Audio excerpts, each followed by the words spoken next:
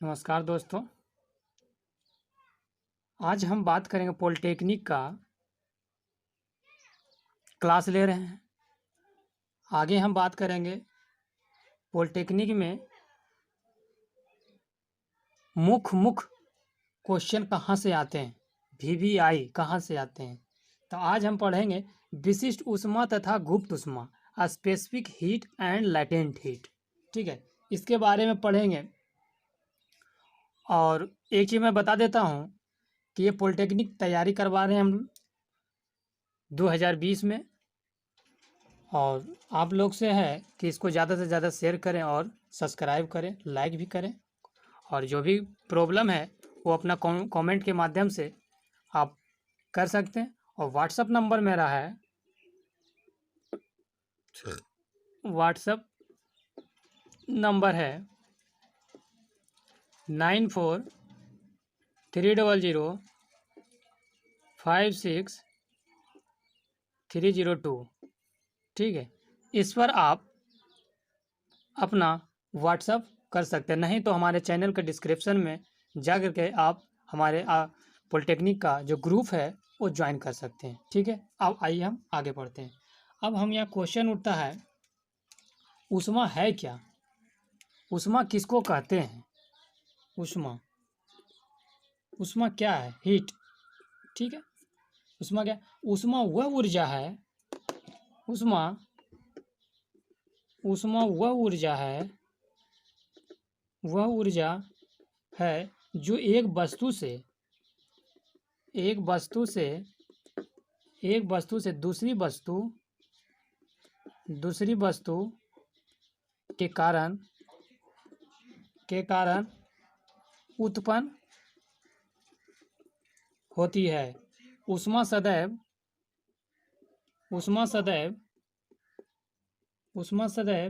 ऊंचे ताप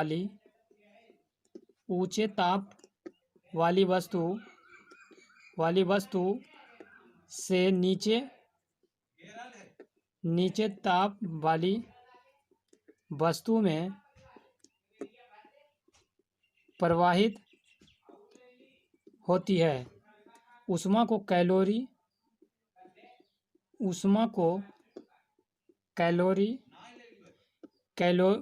kilo calorie या जूल में मापा जाता है। किलो कैलोरी या जूल में मापा जाता है, ठीक है, इसी को कहते हैं ऊष्मा। आप समझ गए दोस्तों। तो ऊष्मा जो होता है उच्च ताप वाली से नीचे वाली वस्तु में प्रवाहित होती है, माने कि उच्च से निम्न की ओर जाती है। ठीक है, ऊष्मा को हम कैलोरी, किलो कैलोरी या जूल में मापते हैं। ठीक है, और आपको इसके फिर ऑब्जेक्टिव भी प्रोवाइड करवाई जाएगी। आप पूरा वीडियो में देखिएगा कि आपको उसका डिस्क्रिप्शन में भी दिया जाएगा उसका लिंक। ठीक है, अब कैलोरी क्या है, अब देखिए हम देखेंगे कैलोरी।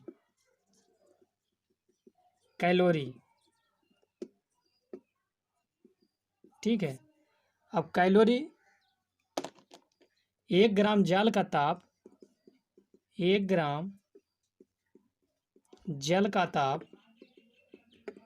14.5 डिग्री से 15.5 डिग्री सेंटीग्रेड तक बढ़ाने के लिए आवश्यक ऊष्मा की मात्रा 1 कैलोरी कहलाती है। 1 कैलोरी कहलाती है। ठीक है, आप समझिए 1 कैलोरी किसको कहते हैं, क्यों कहलाती है।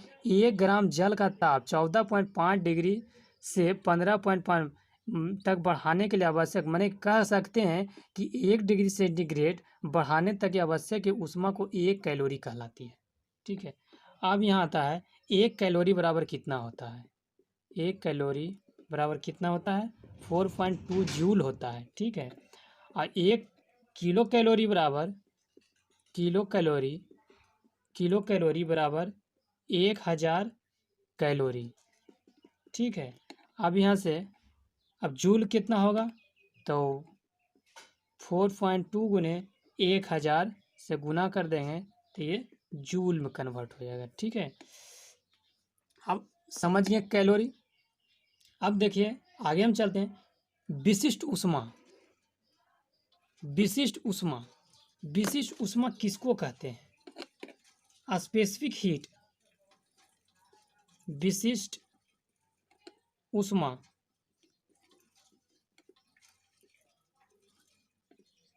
Specific heat. ठीक है, स्पेसिफिक हीट किसको कहते हैं? अब देखिए यहाँ हम इसको एक डिफिनेशन कर सकते हैं। ठीक है, यदि द्रव्यमान, समझिए, यदि द्रव्यमान यम की किसी वस्तु को, यम की किसी वस्तु को ऊष्मा क्यू देने पर, क्यू हीट के डिनोट से करते हैं, क्यू देने पर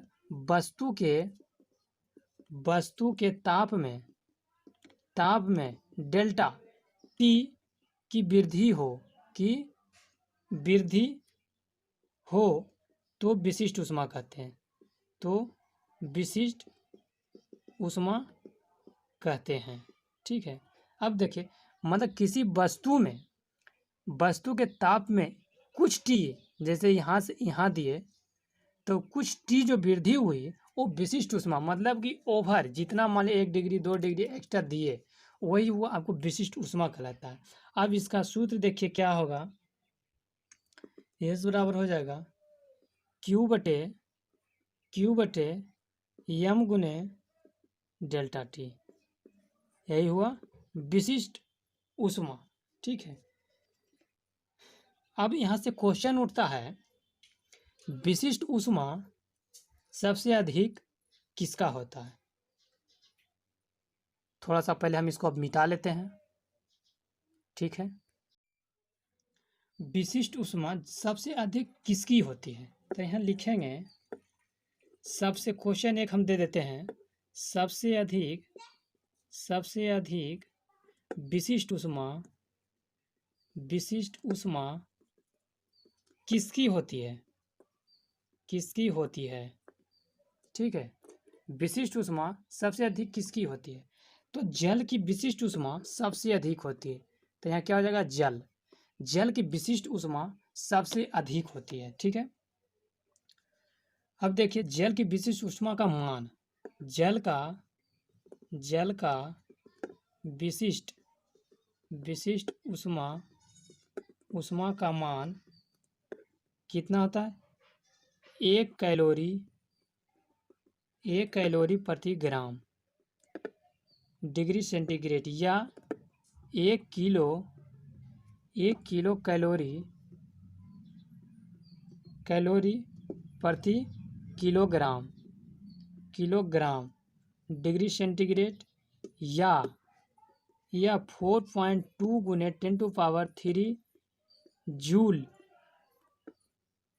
प्रति किलोग्राम डिग्री सेंटीग्रेड होता है। ठीक है, ये इतना होता है। तब आगे हम पढ़ेंगे विशिष्ट ऊष्मा की धारिता 2 प्रकार की, कितने प्रकार की होती है? क्वेश्चन उठता है, क्वेश्चन है विशिष्ट ऊष्मा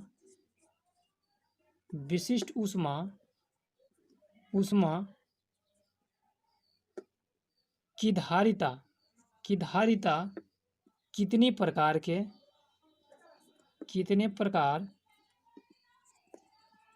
की होती है? ओनली फॉर किसके लिए? किसी गैस के लिए। ठीक है, ये सिर्फ गैस के लिए प्रयोग होगा। ठीक है, 2 प्रकार की, पहला नियत आयतन पर विशिष्ट ऊष्मा और दूसरा नियत दाब पर विशिष्ट धारिता।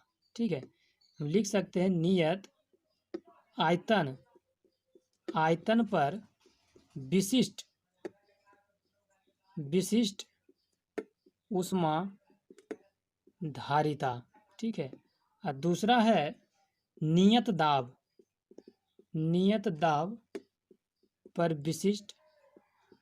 विशिष्ट ऊष्मा धारिता। ठीक है, अब देखिए पहला का डिफाइन करते हैं, नियत आयतन पर विशिष्ट ऊष्मा धारिता। ठीक है, और आप लोग जो है पॉलिटेक्निक का मैं क्लास ले रहा हूँ, आप हमारे चैनल पर विजिट ही किए होंगे। जब आप पॉलिटेक्निक हमारी क्लास को अटेंड कर रहे हैं तो आप हमारे चैनल पर विजिट होंगे, उसका आप सब्सक्राइब कर लें, लाइक कर दें, और जैसा ही मुझे लाइव का ऑप्शन मिलेगा मैं आपको लाइव का टेस्ट सॉल्यूशन सब कुछ दूंगा। ठीक है, अभी कुछ विद्यार्थी को ऑफलाइन भी हम क्लास ले रहे हैं। ठीक है, तो आप ज़्यादा से ज़्यादा इसका फ़ायदा लें, मैं यही कहूँगा। अब देखिए नियत ताप और विशिष्ट ऊष्मा धारिता, इसमें यम द्रव्यमान के लिए गैस का आयतन नियत रहता है। गैस का आयतन नियत रहता है। ठीक है, इसे यस भी से निरूपित करते हैं। ये यस जो हुआ स्पेसिफिक हुआ, विशिष्ट ये क्या हुआ, वॉल्यूम हुआ। ठीक है, स्पेसिफिक वॉल्यूम आयतन है, निरूपित करते हैं। अब आइए बी नंबर में, नियत दाब पर, बी नंबर में नियत दाब पर विशिष्ट ऊष्मा धारिता। ठीक है, ऊष्मा धारिता, इसमें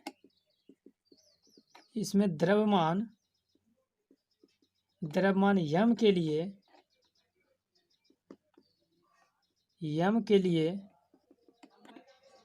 गैस का दाब क्या रहता है, नियत रहता है, माने कांस्टेंट रहता है। इसे एस पी से निरूपित करते हैं। ठीक है, स्पेसिफिक प्रेशर से निरूपित करते हैं। ठीक है, अब देखिए जब हम दाब पढ़ लिए, आयतन पढ़ लिए, तो थर्मल कैपेसिटी भी पढ़िए, इसका कैपेसिटी क्या होता है, ऊष्मा धारिता क्या है। ठीक है, अब यहाँ पढ़ेंगे ऊष्मा धारिता,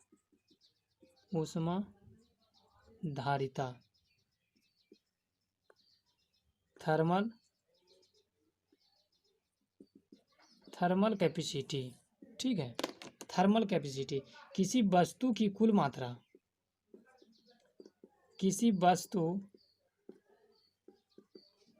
मात्रा का ताप 1 डिग्री सेंटीग्रेड बढ़ाने के लिए जितनी ऊष्मा आवश्यकता होती है, बढ़ाने के लिए जितनी ऊष्मा की आवश्यकता होती है उसे वस्तु की धारिता कहते हैं। उसे वस्तु की धारिता कहते हैं। ऊष्मा धारिता बराबर क्या होगा, यम गुने यस, कैलोरी प्रति सेंटीग्रेड या जूल प्रति डिग्री सेंटीग्रेड या जूल प्रति कैलोरी। ठीक है, यहाँ तक हम लोग पढ़ लिए। अब पढ़ेंगे मोलीय ऊष्मा धारिता। अब मोलीय ऊष्मा धारिता क्या होता है। ठीक है, मोलीय ऊष्मा धारिता क्या होता है, किसी गैस के 1 मोल की ऊष्मा धारिता की उसकी मोलीय ऊष्माधारिता कहा था, जिसको इसी से निरूपित करते हैं। ठीक है, और आपको मैं आगे अब इतना ही तक वीडियो प्रोवाइड कर रहा हूँ अभी। फिर आगे बताएंगे मोलीय ऊष्माधारिता, फिर इस पर कैसे नियत आयतन पर मोलीय ऊष्माधारिता होता है, नियत दाब पर कैसे होता है, फिर विशिष्ट ऊष्माधारिता का होता है, उसकी भी फार्मूला दिखाऊंगा। फिर ऊष्मा मापी का जल तुल्यांक करेंगे। फिर गुप्त ऊष्मा क्या है, वाष्पन की गुप्त ऊष्मा, कैलोरी मिति का सिद्धांत, प्रिंसिपल ऑफ कैलोरीमिटी, सापेक्षता आदर, रिलेटिव ह्यूमिडिटी। ठीक है, ये सब के बारे में अध्ययन करेंगे। ठीक है, आज यहीं तक रहने देते हैं, फिर हम आगे आपको बताएंगे। आपसे निवेदन करता हूँ कि पॉलिटेक्निक में और ITI में जितने भी साइंस का सब्जेक्ट है उसमें से एक क्वेश्चन आपको नहीं छूटेगा, ये मेरा भरोसा रखिए। ठीक है, और आपको सेट भी लगवाऊंगा, जैसे ही हमारे लाइव का सेशन दे देते हैं तो आपको ऑनलाइन सेट भी मरवाऊंगा, और जितने भी क्वेश्चन होंगे आपको सारा प्रोवाइड करवाऊंगा। ठीक है, थैंक यू।